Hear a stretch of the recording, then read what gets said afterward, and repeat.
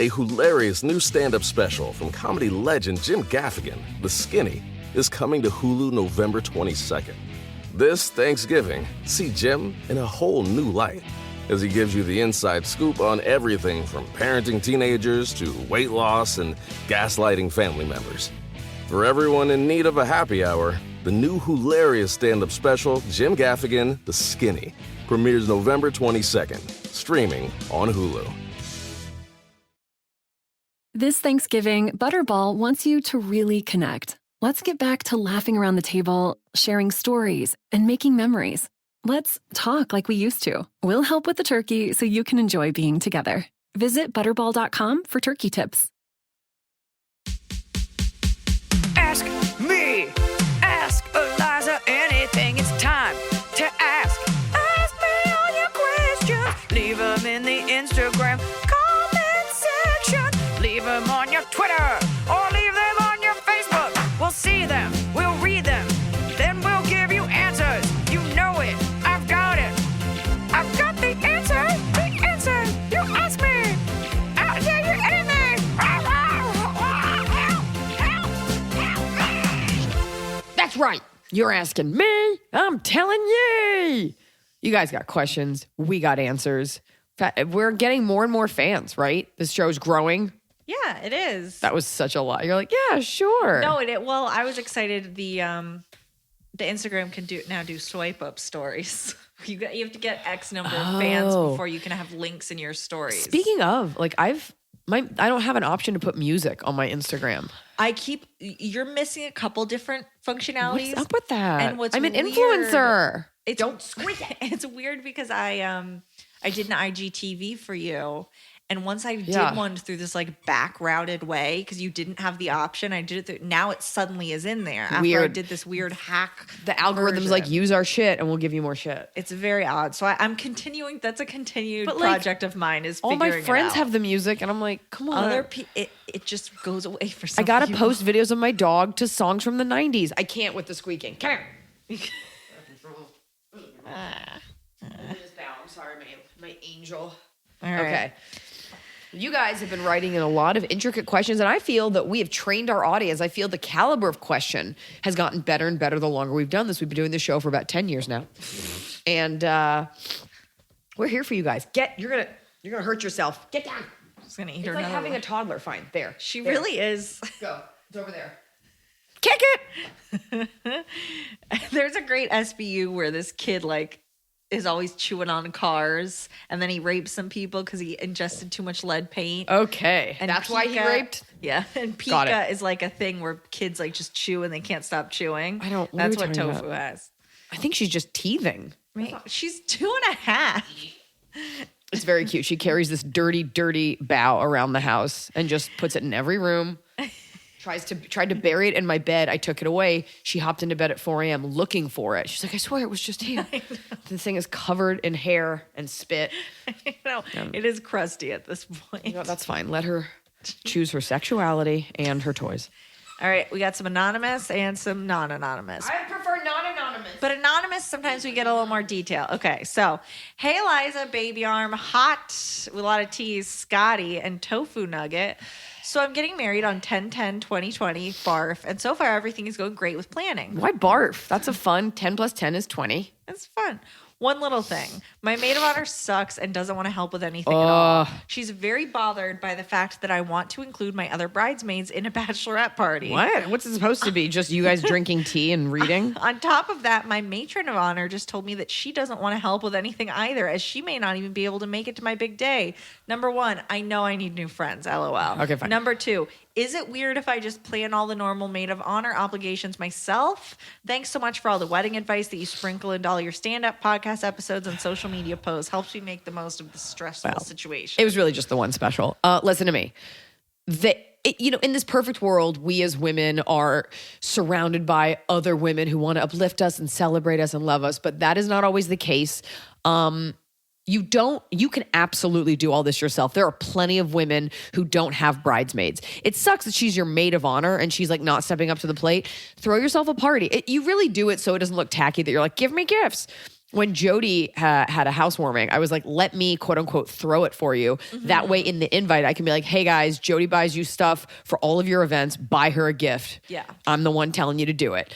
So that's part of it, and you want someone to help you so you can focus on celebrating. But maybe ask your mom if you have your mom with you or another woman. Just be like, hey, can you just help me plan this? Yeah. But you don't have to have a maid of honor. And you don't have, and by the way, that matron of honor can S a D. Yeah, you don't need a matron. She's gonna be there. She's just a friend that happens to be married. Fuck her. Forget, that's bullshit. I don't even know if I can make it. At least she could be like, I can't make my cousin's bachelorette party, but I'm going to send something like money. Yeah. So these people feel like, it sounds like they're bothered and being really selfish. Cut them out. Listen to me. Cut them out. They don't want to celebrate you. They don't understand traditions. You will not be friends with these people in 5 years. Fucking cut them out. You don't need to go through all the hassle. And then it'll be like, I don't like my dress. I don't like where I'm sitting. You have a come to Jesus, and if they don't get it, you can't force someone to celebrate you. Do you think that she should go to, I have spoken, especially the maid of honor, and say like, hey, if you don't want to do the job, that's fine, but you're not going to have this title and you're not going to stand with me? Like, do you think so that then she doesn't have pictures with this person she may hate? Yeah, I think that's fine. Be like, you know what? It doesn't sound like you have bridesmaids because it just sounds like you have the one. She said that the maid of honor doesn't want the other bridesmaids to go on the bachelorette party. That's so weird. Who's going to go then? The two of you? Yeah. And it's so not, she's missing the point. Your bridesmaids could be her mortal enemies, like blood oath style, and you still have to invite them. So she needs to listen to this podcast and kick it into high gear, because that sucks. Have one of the other girls do it. I think you have to have a talk with her and honestly say like, I don't need you to do a million things, but here's what I would like. And if you can't do it, then that's fine. And you know what? You can come as a guest, and I'd like to know now so I can find someone who can do this And stuff. You don't get a choice of meat or fish. You're getting vegetables. Also, I would straight up ask her, be like, why don't you want to include them? Is it like you grew up with her and she doesn't know those other girls? Does she not like them? But you need to get to the root of that and then move past it quickly, because this is your special thing. October is right around the corner. JK, it's really far away. But she needs to understand that it's your day and you need to put yourself first. Yeah. Do it. Do it before you run out of time, because when you're married, you don't come first. Unless you're me, I come first. Fall has fallen. Winter is on its way. The days are shorter. But just because, they feel shorter. And just because the days feel shorter doesn't mean your to-do list gets any shorter. You still have to power through your busy days. And a great way to do that is with nutritious food from Factor's no prep, no mess meals. At the end of a short day in the fall or the winter, the last thing you want to do is have to cook. Factor has got you covered from breakfast, snacks, dinner, anything in between. Factor has easy, nutritious options to keep you fueled, like their chicken Florentine with spinach and garlic chili cauliflower. You bet. That's what I want to make myself at the end of a day where I am exhausted and my husband isn't home. Whether you like routine or you enjoy mixing things up, Factor has you covered with 35 different delicious meals every week and over 60 additional convenience options you can add on, like keto cookies, pressed juices, and smoothies. And because Factor meals are chef prepared and dietitian approved, you're going to love not only Factor's meals taste,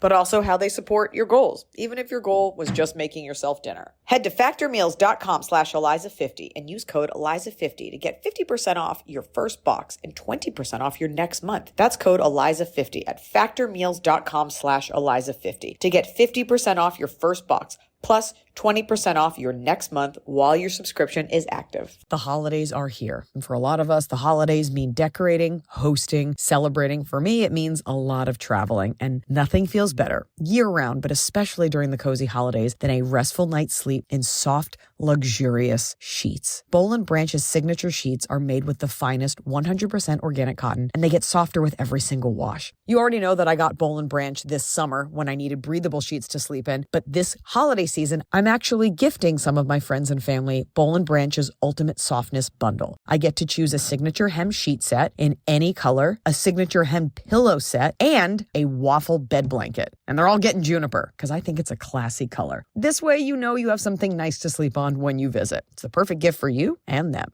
Gift you and your loved ones a better night's sleep with Boll & Branch. And right now is their best offer of the entire year. For 25% off plus free shipping on your first set of sheets, head to bollandbranch.com/Iliza. That's Boll & Branch, BOLLAND branch.com/Iliza for 25% off. Limited time only, exclusions apply. See site for details. So finally, fall is here. I have been looking forward to it. I have had a hard year in a good way. Like I had a baby. I have been on a nonstop tour, nonstop traveling, and it's been hot. So I'm looking forward to, of course, pumpkin spice, everything, cooler weather, and slipping into a cozy sweater from Quince. I've talked about Quince before. Quince has beautiful leather jackets, cotton cardigans, soft denim, and so much more. All Quince items are priced 50 to 80% less than similar brands. Dressing expensive doesn't have to be expensive. Their clothing is beautiful, it's durable, it stands the test of time, and it's what I like to call a capsule wardrobe. I got an Italian wool cocoon coat. That's one of those, it's got like a European collar and it covers my butt so I can walk around New York City and not be chilly. And Quince only works with factories that use safe, ethical, and responsible manufacturing practices. Get cozy in Quince's high-quality wardrobe essentials. Go to quince.com/Iliza for free shipping on your order and 365-day returns. That's QUINCE.com/Iliza to get free shipping and 365-day returns. Quince.com/Iliza.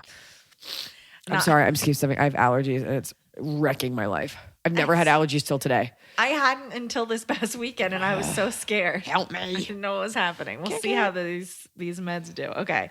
Anonymous. Hey, Liza and Emily. Can't tell you how much I love the pod.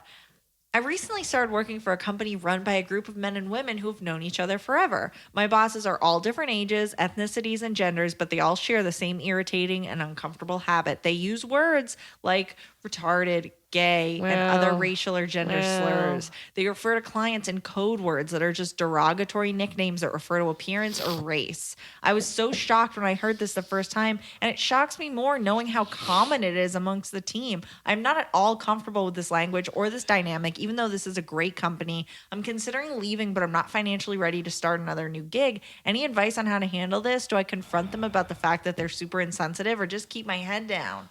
What was the beginning? They're all her age? No, it's all different ages, ethnicities, and genders, but they all say slurs all the time. It's kind of okay then if everybody's doing it. No, here's the thing. Mom. You got to get another job, but not until you're like secure. Like you can't, you're not going to change this. Look.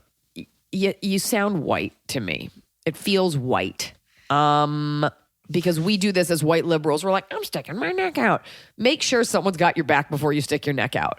If you're going to do this and you're going to go to look, I've definitely made waves for a cause that was important to me, whether it's standing up for another woman or what's right. And there was no one there to have my back. Unfortunately, I was like, I don't give a fuck. I'm going to live my life. But you have to ask yourself, is it worth saying something to them? Is it worth bringing it up on the whole? Because you don't want to say like, Bob says the N-word. And then Sheila's like, you say the N-word? And then it's like, well, Sheila, you say retard. And then someone retarded is like, hey. So whatever. It's kind of that thing where if everybody's making fun of everyone, do you work at a bar? Like, is that the kind of environment? I would take stock of who your allies are and what you hope to accomplish. And if you really think it will accomplish anything, what you don't want to be is like, you don't want to become like the goody two shoes snitch who's like standing up for people of color and people of different genders. And in the end, like they don't care. They might be cool with it. It might all be behind their backs. You have to really like take the temperature. But I don't think this is the right working environment for this person. Sounds like that too. So get your ducks in a row to be able to leave financially secure and start looking for something else where everybody's not a turd. Yeah, I mean, it's really hard. If there's behavior you don't like you can only change yourself. You can't change other people. If it was one person, you could be like, hey. Right. But if you're telling me that everybody, it's like all different kinds of gay people, all different kinds of people of color are all just slinging shit back and forth. Yeah, I couldn't deal with that. Yeah, maybe stop being a trucker. Get out of that business. The fact that their nicknames are all like ethnicity based, I'm so good at a non-ethnicity nickname. To know what that is. Because like, I don't know. And also it sounds like you're kindly being very sensitive, but I'd have to know more specifics because I always talk about on stage, like there's a difference between like breaking balls and hate speech. And is that nickname something that they say to their faces? No. If it's behind their, and also it's like, is it white people saying it to white people about other people? Is it a white person saying it to a Latino person about a black person? Like, what are the pairings here? Right. I mean, regardless, it's not a good fit. Also, is it two black people saying something about like a white person, in which case doesn't matter. Unless it's about their weight, in which case there's no color. So there's all these nuances, but it sounds like this isn't the place for you. There are rules. There are rules to shit talking. Yeah. So know your rules. Anonymous. This is an in conclusion, you probably just need a different job. Yeah, but don't leave until you're financially secure. Take their racist money and then get out of there. Okay. Anonymous. Hey, Liza, Emily, Scott, and Tianfu. I need some advice going forward with my attempts at being less wasteful in my businesses. Context. I own 2 small retail stores and get many deliveries weekly. I've recently gotten a cardboard recycler for our boxes, and I want to do more. I've instructed my employees to ask before giving people bags, which are already made from recycled materials, and to use less bubble or gift bags like the little velvet ones, and only give if asked or necessary for the safety of the item. I'm attempting now to only buy from companies who use environmentally friendly / biodegradable packaging, but it's tough. It is tough. So many companies use packing peanuts, which cling to everything and fly away in the wind super easily, or large foam pieces. I try to recycle as much or reuse what I can, including giving it away to others with businesses that can reuse the stuffing materials, but it's never ending and it piles up quick. It hurts my heart sometimes to see all the trash. My question is it okay to keep working with companies even though their packaging practices aren't ideal? How can I encourage them to change their ways? I know I'm only a small business, but I know my purchasing power can make a difference in the long run. How do you handle companies where you don't agree with their environmental impact? I mean, it's different because I'm not a store. So like I have, for example, like VIP bands that were laminates. And I was like, I don't want to just keep using these plastic things. Granted, people keep them for a while. So now they're biodegradable. So they're like a special cardboard. Mm-hmm. We even switched to wristbands for a while because they weren't plastic laminates. Other than that, I don't really have any. But when we did Christmas Mouth, like we packaged it all in newspaper. We made sure it was a glass bottle. You can you only can. You didn't have a roller ball or we a plastic top. Yeah, I made sure it was as much glass as possible. Yeah, you can only control what you can control, and you don't want to go broke trying to prove a point because then you're just snuffed out and nobody thinks about you. So.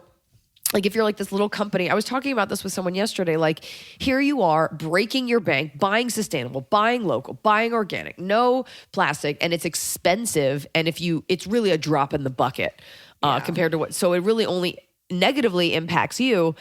You're a small business, but guess what? There are other small business owners that I'm sure you know. And if you get together and you say to this, maybe you know other people that have stores that deal with similar products and you go to these companies, a lot of them are coming from China. And a lot of them, I don't know what you're providing, but a lot of our materials come from people who don't hold the environment as sacred. So if it is a company that you have a dialogue with, you could say, I prefer my things be packaged this way. If it's bulk ordering, that's so tough. But if you get together with enough businesses and you're like, this is how we want it to be done, I think you'd be surprised at what you can impact. Even just bringing it up, people are like, oh, I didn't even think about that. Because everybody's so focused on their bottom dollar. But don't beat yourself up because you're doing what you can, which is more than nothing, which is more than a lot of people do. It's also this idea like, okay, so let's say you don't eat meat and you drive an electric car and you don't use paper towels, but you use a plastic fork and you get a to-go cup. Like, that's okay. It's not okay, but we're all doing what you cannot do everything. You have to be really wealthy to do everything. So the fact that you're thinking about it is so great. What you can do is keep promoting the ways. You should use this as a selling point for your business on Instagram. Promote the ways in which you're conscious of the environment. Promote what you're trying to do. Every Friday, we have a packing peanut giveaway. Do you need anything? We got them out the back. Come on back. Get with other local businesses. And form a little union. You know, there's power in that. Yeah, even posting about, I love that you don't just give out random bags. Like you can post on your Instagram and be like, hey, job. FYI, this is why we don't do this. You can tag those companies and you can not shame them, but you can say things and you can find alternative companies that do things alternatively. And I would post about, you're like, we're $2 or $3 more because we use these sustainable items. Most people are willing to pay that. Right. If there's a cause, especially the younger generation. Yeah.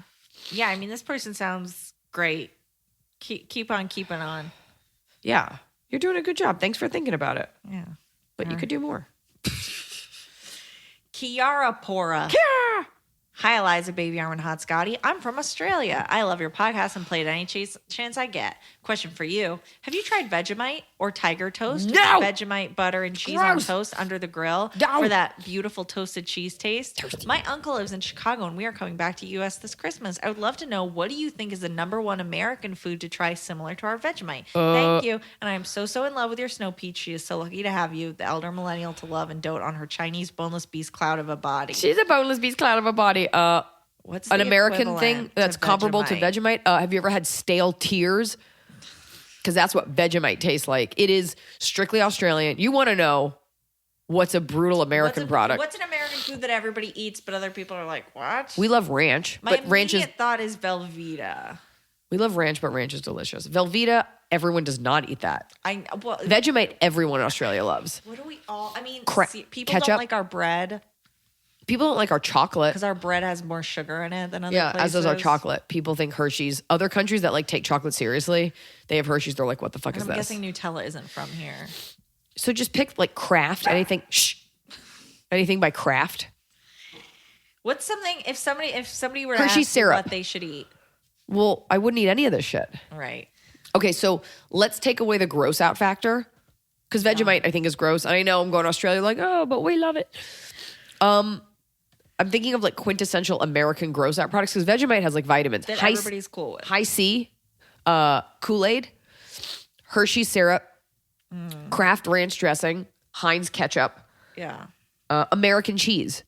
Nobody eats that except for like at a cookout burger, and then everybody's cool with it. Yeah. These are some things. Okay. I mean, our dairy probably tastes different. Do you like hormones? We got it. Do you want to get huge? I think what we all eat. I mean, Those are the cereal is things. so varied. Does it have sugar? You know what? Corn. That's what we all eat. So corn puffs. Any corn cereal? Pops. Corn syrup? They didn't know what that was. I did shows abroad. I was like, take corn syrup. They're like, what? And one guy goes, you mean maple syrup? I was like, did I say maple syrup, motherfucker? I said corn syrup. So maple, I guess Canadians do maple. I'm trying to think of things that only grow here. Corn, that's an American thing. Blueberries are an American thing. Blueberry Pop-Tart. There you get your corn, you get your blueberries, get your sugar. There you go. Off you go. Bridget Looney _ Hi, Eliza and Emily. Huge fan of yours, Eliza, but this question is more for Emily. What the fuck? I'm 24 and a Worcester native too, and I graduate in May with my master's degree. With the exception of 4 years of college in Ohio, Do I have to listen since this is for you? You're going to help answer it. Of college in Ohio, I've spent my entire life in Central Mass. However, I really want to make the move out west. My family is very supportive for the most part, but I'm scared of being in a completely new place, not knowing anyone, being completely away from my family, and having to start totally on my own. I was hoping you had some advice from your move across the country and any tips to just get over my fears and apply to jobs out that way. Thank you so much. Love you guys. Can't wait to see you in Boston. Okay, listen. I don't know how old you are. Did she say she 24. has a graduate degree? What'd she say? 24, graduate in May with a master's degree. Oh, okay. So you don't want to work in entertainment. That's cool. Don't move to LA. We'll just make the move out west. Don't do it. Don't come here. If you're not going to work in entertainment, don't come here. But there's always San Francisco, which is super expensive. But your question is less about the move out west and more about I'm a young girl. I'm moving somewhere. You're gonna make friends. You're gonna move to wherever in your apartment complex, at your new job, at your Pilates class, through Facebook. Nobody has ever moved to a new city and been like, that was 15 years ago and I never made one single friend. You just have to do it. I did it immediately when I graduated college because I knew otherwise I would. I knew if I got Yeah. an apartment in Atlanta, It I was would just over. stay there. Yeah. So I was at my parents' house and I moved out here after graduating pretty much immediately. I went to a lot of events. Like I went to a lot of screenings and Q&As. Still and does. I go to a lot less now because I'm like, I don't want to go job. stand in line. Also, one of my friends at the time moved out here with me. Like she drove with me. She didn't move out here. I mean, she was from here. And that helped just to so I had someone to come, help me not move in. I did that on my own, but have a friend come with you. You can go out that weekend, go to a class, you'll slowly meet people. And plus you're young. So young people go to like parties and they're at roof parties and they're out. Yeah. LA is a perennial playground, an eternal playground for all ages. So you will, and it's a friendly, people are nice here. Like they're unaware and stupid, but they're nice. It's a nice place. Well, and the person says their family is supportive. And I talk to my dad on the phone constantly to the point that it's probably weird. Like I call him all the time. You guys watch like girl shows together. And we text. Also, like you come here, you have a master's degree. So I don't know what one does with that. You become a teacher, become something. You're going to meet people at work. You're going to take a class. You'll meet people that way. So that's it. Just fucking do it. Know that if you don't do it now, it's just going to get harder. You have the energy and you are used to eating shit because you're in your 20s. So you don't need that much money and you'll never be thinner than you are now. And you'll never look better without washing your face than you do now. So get on out here, but not here. Yeah, you Now's really the time. just it's It'll not, never it's be a thing easier. where it's totally scary. Like I drove out with my dad. What's We there to did be the scared drive of? across the country, and then he helped me like get settled, and then he flew back. So I have my car here. Fine. There's You nothing to just be gotta scared do of. it, Yeah. and it'll be fine. Move Like, into a decent building with like a doorman or security or something. start you know. applying for jobs. Yeah. See what you see. I mean, maybe nothing will be appealing job wise. You know what you should do first is come out here for a visit. Yeah, Just to kind of get that's- the lay of the land. That's what you should do with a friend. And I looked at apartments, and then I got food poisoning, and it was horrible. Okay, cool. I thought we were supposed to be helping. They're So not gonna don't get go food to poisoning. a combo KFC Pizza Hut and get their late night special. Whatever's going bad, I eat it. Okay, while we're talking about me, we have 3 questions about me that I'm lumping together to get them out of the way. Okay. Let's not ask Emily anything.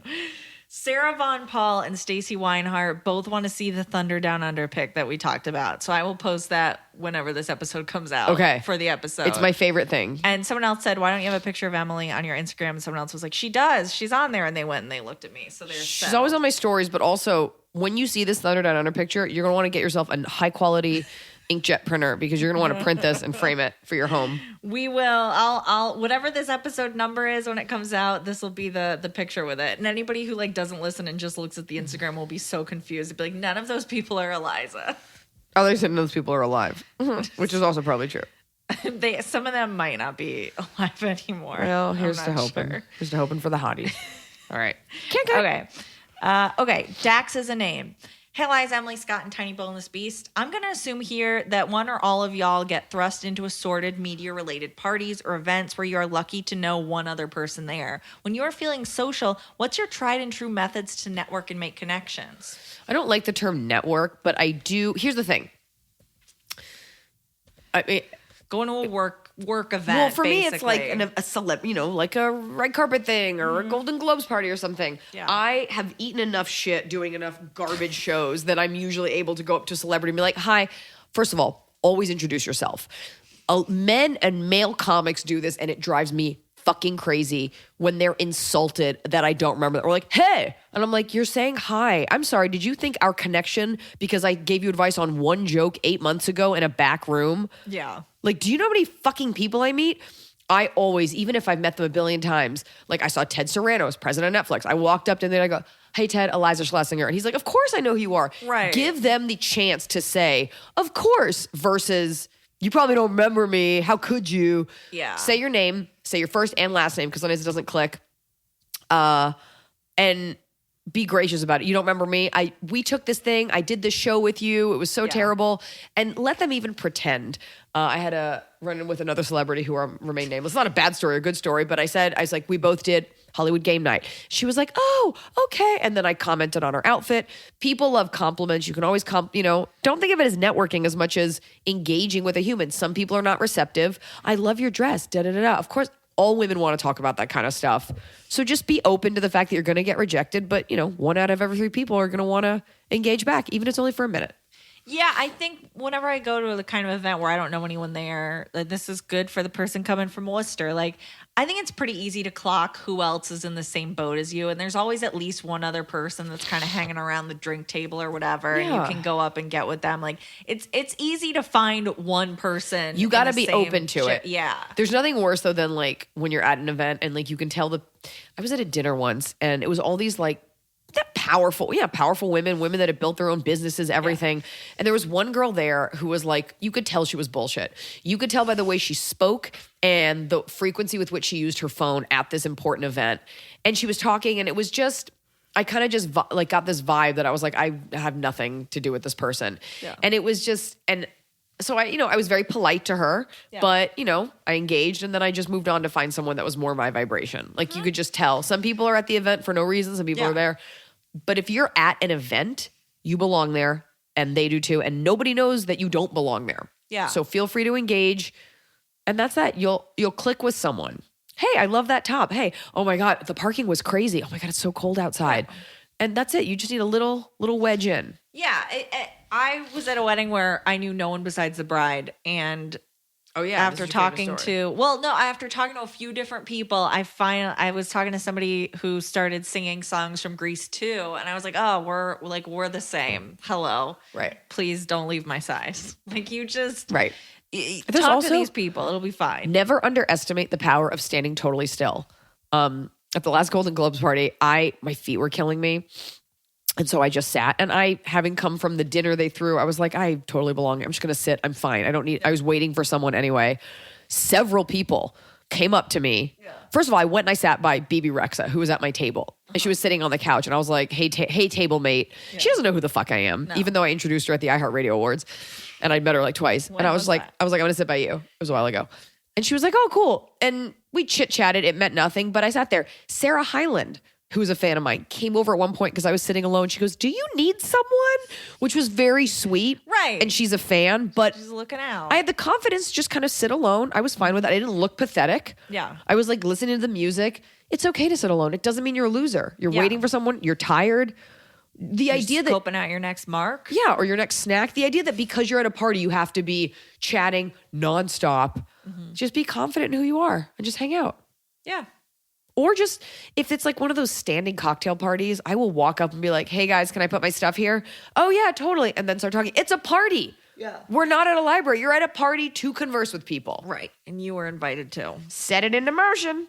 I've noticed that, at least since I've had my babies, that I smell differently when I sweat. Maybe I'm just like getting older. I don't know, but I smell differently. And I don't love that. If I'm on set or if I'm on stage or if I'm doing anything like functioning in public and I don't want sweat stains or to be aware of my stinky pits, that's when I turn to Lumi Whole Body Deodorant because it keeps me smelling fresh all day. Lumi is seriously safe to use anywhere on your body. Pits, under boobs, right wings, thigh folds, belly buttons, butt cracks, your feet.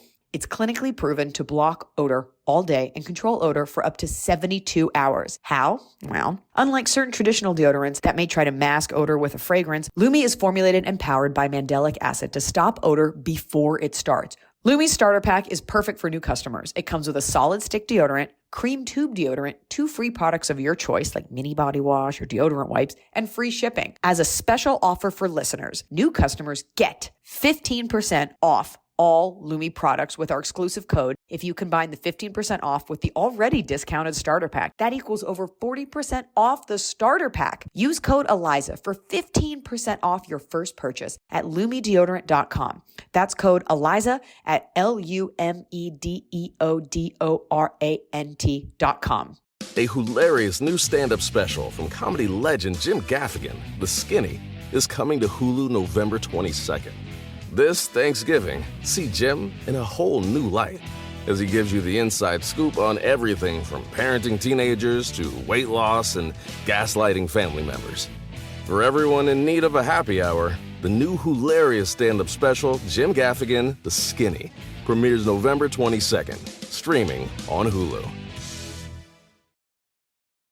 Anonymous, hi Liza. I have a weird question. Every time I listen to your podcast / watch your Netflix specials / read your book, I learn so many new words. I've even started writing down some of the words, phrases, and references you make so I can look them up later and start using them myself. That. This makes it sound like I'm not a native English speaker. I am a native English speaker. You just use a lot of really big and uncommon words. So my question is, as a professional orator, where / how do you practice growing your vocabulary? Thanks. Love your work. I do the same thing you do when I'm reading. If I'm reading an article, I come across a word I don't know, I immediately look it up, and I have the dictionary.com app on my phone. Mm-hmm. I try to commit it to memory. I never took Latin, but you can kind of take a stab at what certain words sort of relate to just by like the root suffixes, prefixes, things like that. Mm-hmm. Oh my God, my nose. So I do that. I keep tabs. I kind of look at the word of the day. I don't know. I read stuff. I read things by people that are smarter than me, by people that write differently than me. But I also love words. I think there are some people that are more attuned to it. And I think the fact that this person is really like has an ear for it, they're going to. But like that being said, there are people who have way better vocabularies than me. I'm always kind of a little grossed out when, and this is not you, like in an interview, someone will be like, wow, big word. I'm like, you just sound dumb. I was thinking about that. There is a big difference between the way that this person asked and then for sure. I used to get that all the time, like I feel like in high school or whatever, where people are like, oh, wow, you're using fancy words. And I was like, well, no, like you don't know what you're talking about. So it's nice to be curious. That's the word I was looking for. The word is sesquipedalian, which means given to using long words. So I don't mean to be sesquipedalian. I love that word. But, you know, that's it. I also love words. Yeah. So that's it. And you keep your ear to the ground. Try to, you know, you hear a new word, say it a couple times. Try using it in a sentence. I keep a little, dictionary.com keeps the list of the things you've looked up. Yeah. But then like, I have a normal, nice, educated vocabulary, but then like I listen to like Patton Oswalt speak and I'm like, oh boy, I got to do some Googling. Yeah. So I'm always a little embarrassed when people are like, oh, big words, because I don't think I am. I think I'm speaking at the level that someone with a private school education and a normal college degree should speak. Mm-hmm. That's not to say that I'm shaming you if you don't, but I'm not doing God's work over here. Mm. I'm just not saying things like coulda ate and all's I want. So that's it. Shoulda, coulda, woulda. Kick it. Anonymous. Hi, Elijah. Hey, it's enough with the anonymous. You want to go over to non-anonymous? I'm going back and forth. Fine. A church mouse. Document. Lanally7903. How do you know if you're really happy with your life/current situation? Okay, go back. I know. That's such an open-ended question. How do you know if happiness is you? How do you know that you're happy? When you take a rest, if your mind isn't racing. You know when I know I'm happy? When I'm on a break, I think about all the things that are making me happy versus all the things that are going wrong. Like a network just passed on my show an hour ago, but I'm still really happy. Oh. Life moves on. I don't know if I'm happy. What were you going to get from it? The free snacks. From that? No. From just, I don't know if I'm happy in my life. Oh, come on. Don't say that. I try to give you things. The key is to have so many fucking things going that when something like that comes along to kick you in the teeth, you're like, don't sweat it because I have 8 more projects. Your loss. Mm-hmm. Chandler_wits. Hi, Eliza, Emily, and Scott. My question pertains to friendships, and in my case, the lack of friendships. I was bullied a lot in school, and I went through a terrible friend breakup a few years ago that almost destroyed me, so I have a hard time trusting and connecting with people. I've had a few friends in my almost 27 years of life, but I feel like I'm always the outsider friend that people invite out of decency's sake, but not because they actually want me there. Oh. I think that I am a good friend because even though I work 2 jobs and go to school full-time, I try to always make sure I'm available for my friends whenever they need me, and friends is in quotes. However, that is not reciprocated. I'm lucky to even get a text back. So I'm not sure if my expectations for people are set too high or if I'm the problem because I can come off as weird and annoying to some people, or if it's because I decided to quit drinking almost a year ago, which is something that most of the quote-unquote friends frequently do. Oh. These aren't the right people for you. No, it just sounds like you're like on your shit. You're on your grind. You're getting an education. You're making money and you're doing something. You took a step towards something that was healthy for you. And surprise, surprise, people aren't supporting that. So those are not your friends. Maybe you are annoying. I don't know. But there's other annoying people out there you could be friends with. But right now it sounds like I'm sure you can make some friends at your school or at your work. But if the friends that you were drinking with aren't supportive of that, like those aren't your friends. And you were probably only friends because you guys were hanging out and drinking and partying together. Yeah, go on Bumble BFF. Go on, join a book club, do a workout class. Suggest something to your friends at work. Be like, hey, does anybody want to get a beverage, a non-alcoholic beverage after work? Your 20s is the time for a friendship metamorphosis. It's when you start to lose, shed, gain friends that you're going to take with you into your 30s. And I've definitely done that. And those are not your friends. Move on. I remember very specifically when I lured a friend at a job out and we became friends. I made her go see The Shallows with me, starring Blake Lively. So there you go. Haha, we're friends now. Oh, The Shallows isn't the sequel to A Star Is Born? No, it's way before. The prequel to A Star Is Born? But also, like, there are plenty of horrible people in this world and they have friends. Like, even Hitler had friends. So I think you're okay. Kick it. Yeah, but these people are bad. Yeah, fuck them. Kick it. Jake Sierra 907. Hellos all around to my favorite podcast crew and host. I'll try to keep this, Jake.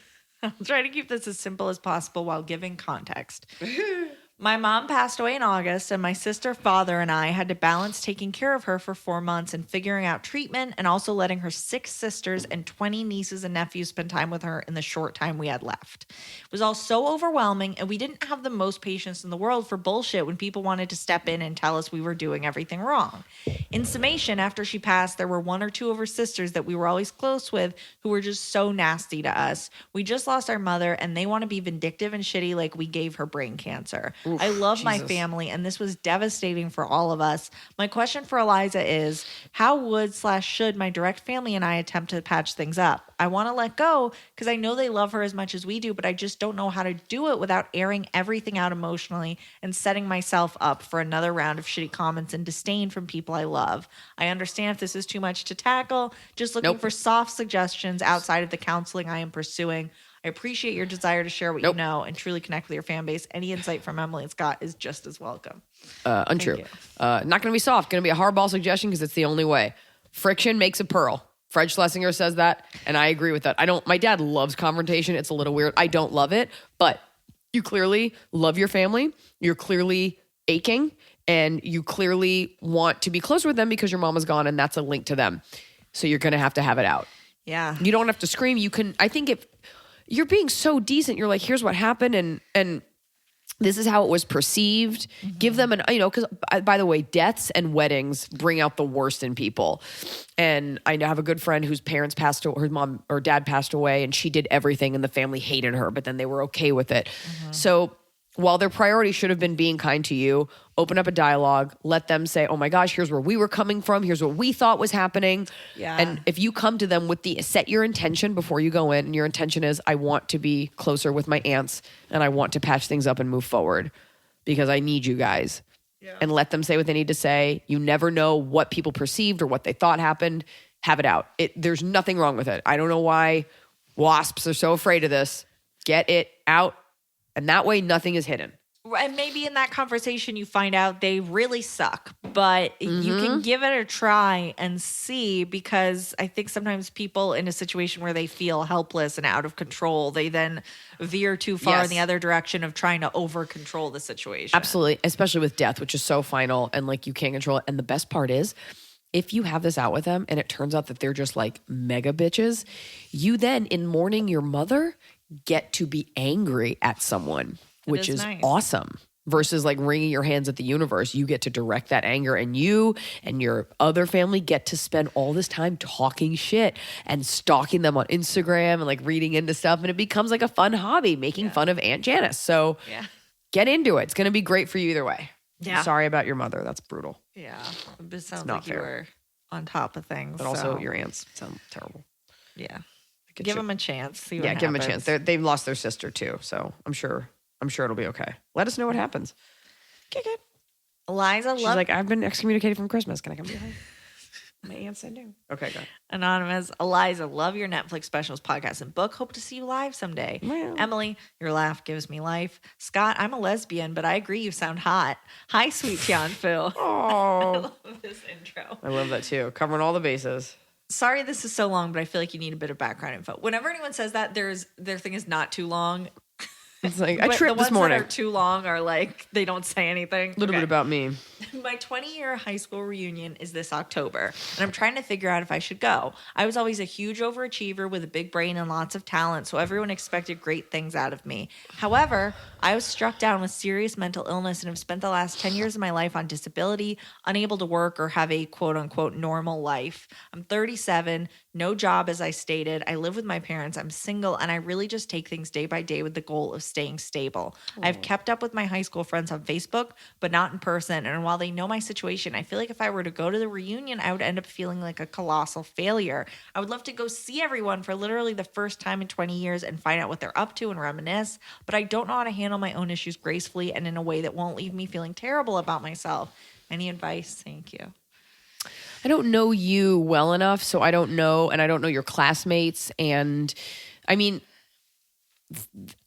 I think you're putting their expectation of you back on them. Like you said, you got good grades. Were you like overachiever? People expected big things. I understand. You really have to kind of take stock and I don't know about your mental illness. Like, will this send you into a dark hole? Are you able to do that? If you really want to go because you want to catch up with other people, I think that's great. No one's going to ask for your resume at the door. No one, and by the way, yeah, they might be like, oh, that's a shame, but no one's going to say that to you. And by the way, there's also such power in being like, yeah, I've been like kind of sick the last 10 years and I'm just kind of getting back on track, but I came because I really wanted to see everyone. Everyone will want to hear that. Yeah. Anything bad they're going to say, you're never going to hear it. Now, because of Facebook and everything, I see stuff about like high school reunions. I'm like, no, I don't need to go to that. I've seen all these people online. If you actually want to see these people in person, great. You should definitely go. Yeah. You should definitely go. You deserve to like get dressed up and have some punch and go see them. Who cares what they fucking expect of you? No, watch Romy and Michelle's high school reunion. It's kind of about this. Tell them you invented Post-its. Don't tell them that. There's Google First, now. you have to thermoset your resin. That is the actual line. No. There's and Google make now. epoxy. But it's two women who feel like they haven't achieved what they told everyone they were going to achieve, and they go back and they wind up having to be themselves, and they have a great time. And remember what happens in the end? They get the loan for their company. Let's Fold Scarves. Yeah. You go to that reunion, and this is a first step. Gives a shit what other people think or expect from you. It's high school. Anybody that thinks about it, even though we all do, is stupid. You want to see your friends, and you know what? It might be good for you. If these are good people that you like and you miss, also, they might suck. Like, what are they all doing? Yeah. It's so great. Yeah. Yeah, it turns out you weren't an overachiever. Who knows what you did? And you're like, well, I got a couple B's. So who knows? Just go. If you want to go, you should go. It sounds like you want to go. Fuck their opinions. And I think they'll surprise you. They'll be like, oh, great, she came. That was nice to see you. If you want to go, you must like these people to go. So go. It'll be great. Or lie and just be like, yeah, I'm moving. I'm getting a job. Yeah, I'm moving. It's not like you're a bad person or like you fucked up and like you're lazy. Like you were struck, as you say, I'm assuming you're telling the truth, struck down by something that was debilitating. Yeah. That's not your fault. Yeah. So that's it. Maybe wear some crutches or something. No. If you're run-of-the-mill healthy lesbian, people aren't going to, so maybe bandage up your foot. I don't know. Wear one of those weird raccoon tails that cosplay people do. Yeah, wear that tail. Ugh. Wear that tail. Okay, anonymous. This one I'm reading you because, hold on. Okay. First off, I was behind on listening to episodes and heard on Jingle Jangle, which is an episode. Jingle Jangle. Emily asked Eliza if she was going to make her Christmas candy again, and Eliza pauses for a second and then says yes. Am I the only one who thought about how magical witnessing that moment was? Tianfu's fate was sealed with that answer, and we were all here for it. Oh my God. Maybe I'm overreacting. I don't know. Definitely. So first addressing that, because I did actually, when I think about it in the podcast, you were like, I don't know. You know what? I wasn't even going to go to the I Christmas know. party. Because Yeah. I was afraid they would all think I was an underachiever. No, but I wasn't going to go to the Comedy Store Christmas party. You I was weren't gonna tired. make your thing. And you said that with your bright little eyes and your cherubic face. And I said, how can I resist it? Yeah, but now there's a question. Okay. Similarly, Eliza. What you really intuited that. Like way to key in. As a fellow dog mom, we're thinking about having kids, and I'm pretty sure we're ready, but I'm worried my pups won't understand and will They're feel fine. neglected They're once animals. baby is They here. will eat buttholes. I know it's probably irrational. Your heart grows, yada, yada. Moms have said you think you won't love a baby more than a dog, but you will. I'm sure there are books I can read and ask around for tips. I guess I'm just looking for validation. No, in just my dog ask a mom comedian. thoughts. Yes, I do think this, or no, I don't. It's a different kind of love. I don't have a baby, but I can tell you the love for an animal is different than a baby. I do have plenty of friends. And I'm not friends with her, but I know someone who knows her. Bethany Frankel had her dog Cookie forever, even though she had a kid. Yeah. And And now still she seem to has love Cookie. Biggie and Smalls. My friend Lauren, Cookie to Boo Boo. Schnipper, who was my friend, she was working at Facebook. She has a dog and she had 2 kids, and like the dog's still on her Instagram. She always takes pictures, different kind of love. The dog will sniff a baby. A baby doesn't do much. You may not have all the time, but your dog is there to like sit with you at night, be at your feet, you know? The best gifts are dogs and cats sitting on babies. Yeah, for sure. You have the time, you have the space in your heart. The dog will make room and he'll sniff your baby, and that'll be that. It'll be great. You can get a viral video. I think you're nervous about trying to have a baby. I think that's what this is. Yeah, the dog is going to be You're fine. The dog's fine. I mean, dogs were fine in nature with nothing and eating raw chickens, and then we domesticated them. Oh, this relates to another Emily question. Ugh, what is this? Which is that, okay, so like 3 people and only one that I have written. No, 2 people written. Asked about why I don't like Chris Pratt. Okay, I don't support that, so. But I just want to say, because it's related to this, so we can cut it out. But the dog thing, when he had a baby, he got rid of his like 16-year-old cat, and it's like you can't do that. You can't get rid of a cat that you've had forever. And then the dog showed up in the street. Just Google them and animals, and it's real shady. But it's like, if you're a good person, you make it work. You have your dog and your baby, and everything is fine. So Damon Giardo and. Okay, next question. This doesn't involve me, so I'm not listening. Okay, we have a follow-up.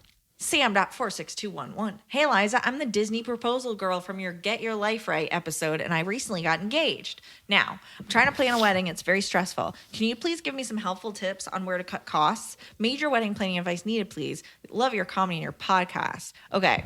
Oh, no. I spent a lot of money on my wedding. I spent like a lot of money. I think we agree that what's important is food and drink. and you music. Think music. I don't think so. It's I very think important. It can fully be an iPod. Oh, yeah, but I just meant like you have to have good music. It doesn't matter who plays it. Yeah. You don't have to spend money on it. No. And you know what? A friend can DJ. Yeah. You don't need to get like a DJ that's like, come to the stage. Here's my mix of YMCA. Right. Food, alcohol, drinks. You got to have alcohol. You can't skimp on that. You don't have to have like Svedka vodka, but you do have to have alcohol. Yeah. So by the way, don't bother with name brand because it's in a cup. It's coming in a cup. We had some like janky ones also. Don't get upset. It's fine. Yeah, I guess you don't have to, flowers. People are like, I've got to be drenched in flowers. Have a lovely bouquet because that's what you're going to take pictures of and save. It doesn't matter. Nobody cares. It's beautiful to have. They're fucking expensive. Yeah. If you're having it like, put them, be strategic. You get these like, if you have a cocktail party after, people are like, we need flowers on all the high top tables. Nobody cares. No, not at all. You got to go through that list. What else do people spend money on? The dress thing is such a scam, to be honest. I bought a pair of like $12 white shitty high heels. I wore them under my dress. Nobody saw them. And then your sneakers that you bedazzled. And then I did sneakers. So nobody cares about that. You got your veil from Etsy. Yeah, I got my, I was like, it's not like a veil I'm going to pass down because I didn't even want a veil. Oh, that's right. Now people find, I did wear a veil, even though I said no veil. But I didn't wear it over my face. No, you didn't put it over your face. Which is what matters. And you didn't get like you got one that was fun. Like it wasn't It had little sparkles on it. So those are the things, I guess we're telling you the things that are important versus. I think a lot of money comes in when it comes to like a venue and whether it has chairs or not. Like that, just look like if you're trying to cut costs, look at the venue, find a place where you don't have to bring everything in. A fully loaded venue that's like, here's one price, we do it. Because it seems like, oh, cool, it's just a hall. I can bring stuff in. But then you have to pay to bring all of that stuff in. You gotta go pick and be like, hello, can I have 10 of these plates? A buffet style is cheaper than a sit down meal. So ask around, compare prices. Yeah. If the food is good, I went to a great buffet style wedding and the food was stellar. And there was like a charcuterie spread on every table. And then you got up to go get the food and it was phenomenal. Like it was great. Yeah. Also, like I had one friend who did like a fruit cart or they did like bread on the tables. Like there's different ways to feed people. They don't have to be expensive. It could just be some sniggity snacks. Yeah. Also consider off season weddings.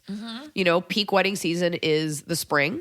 Maybe you do it if it's indoors, it doesn't really matter. Yeah. Don't have it outside because then you have to get a tent for, rain assurance. And those are some of the things. Think about what's important to you and cut corners everywhere else. Yeah. Yeah.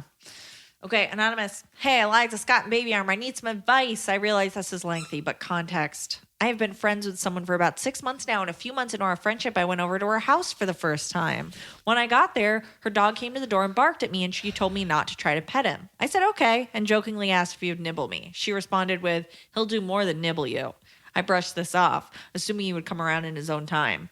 The next time I went over, the same scenario played out, and she said, do not put your hands down. He will bite you. Oy. Later in the night, I was walking down the hallway going to retrieve something from another room when the dog came up behind me and did indeed bite me. When I got back to the room, I told her, and she asked if I was bleeding. I was not, and then she sort of scolded him. Since then, because the dog totally remembered it. Since then, he hasn't bitten me, but he's bitten another one of our friends. It was not lightly, and the friend is a man.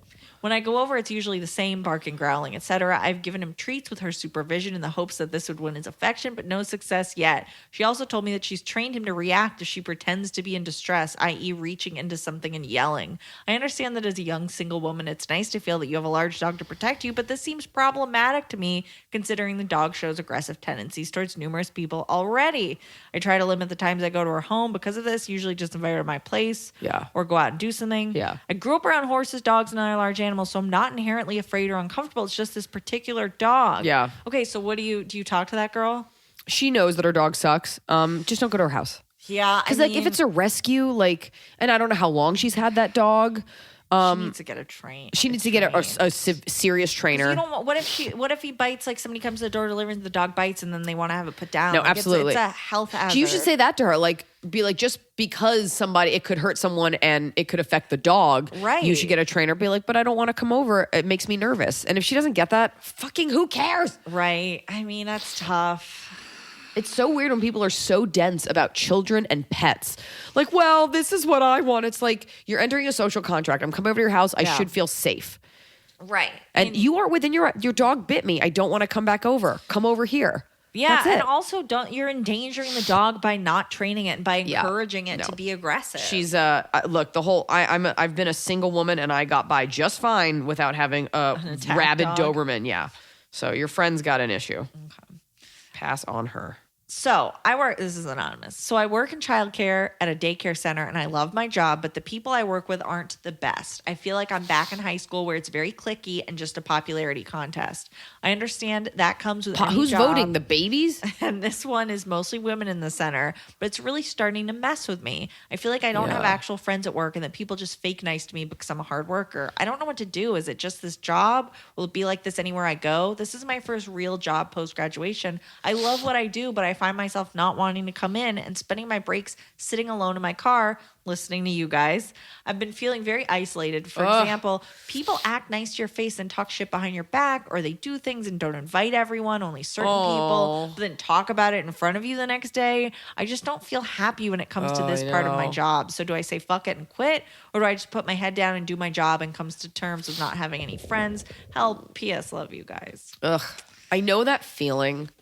I know that was a recent thing I went through. I don't know. I mean, it seems like a decent amount of women work there. There's no way. First of all, you might suck. I don't know. Like, there's a version where like, we don't like Cindy.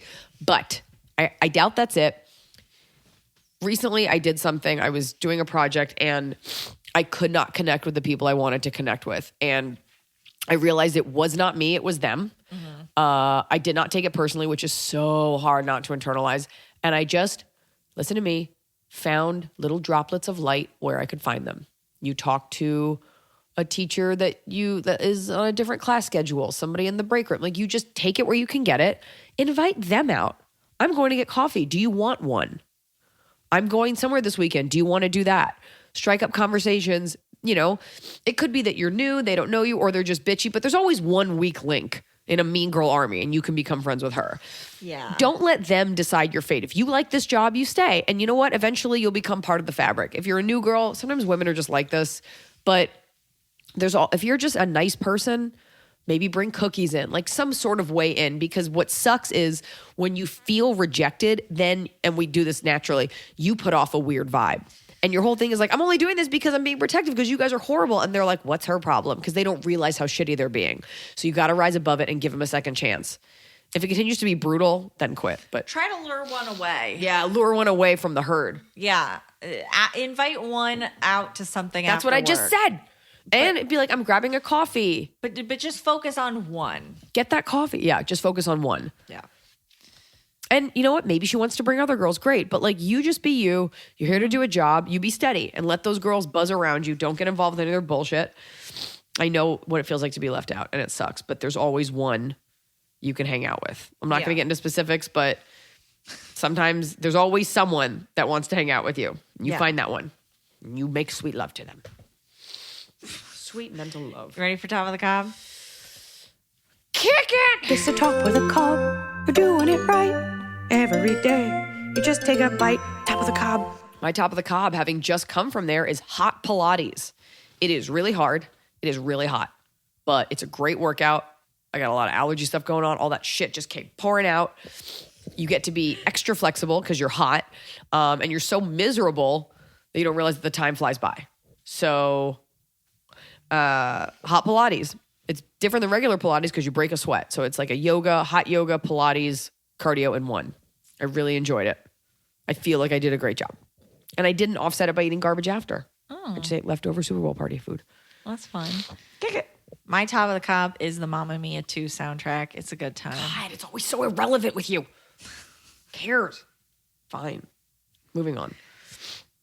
It's a good time. It's a swinging time.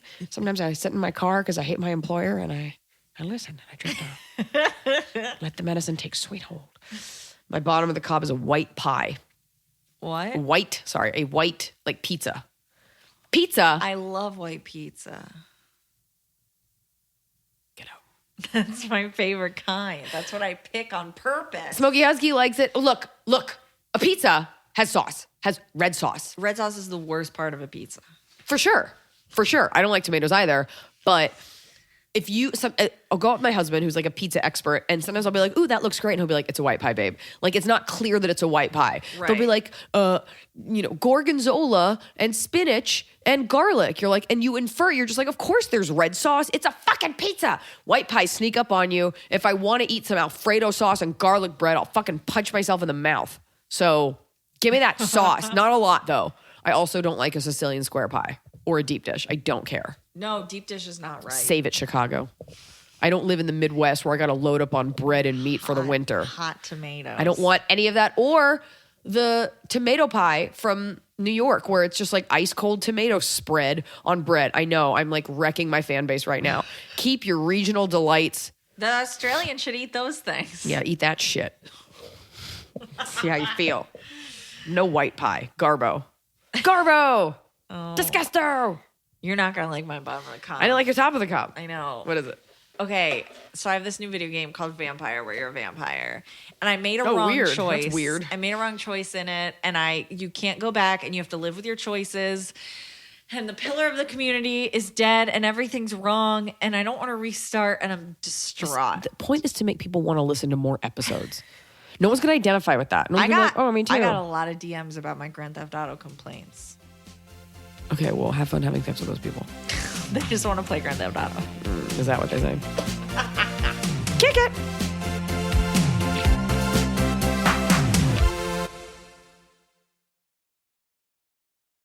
Need turkey tips? Our Butterball Turkey Talk line is open. We'll help with what's on the table so you can focus on those around it. Call 1-800-BUTTERBALL or text 844-877-3456. Butterball. Today, we turkey.